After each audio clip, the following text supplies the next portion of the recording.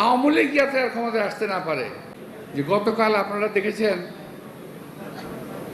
আমাদের ডাকসুর ইলেকশন হয়েছে, ইলেকশনে বিএনপি হেরে গেছে, এটা আপনারা বলতে পারেন, কিন্তু আমি কিন্তু বলতে পারি না যে ঢাকা বিশ্ববিদ্যালয়ে জামাতে ইসলামীর এত ভোট কোত্থেকে আসলো। আমার তো হিসেবে মিলে না ভাই।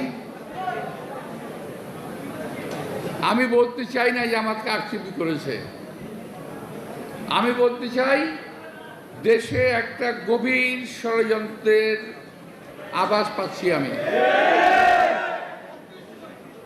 কারণ আমরা যখন বিভিন্ন দল একসঙ্গে বসি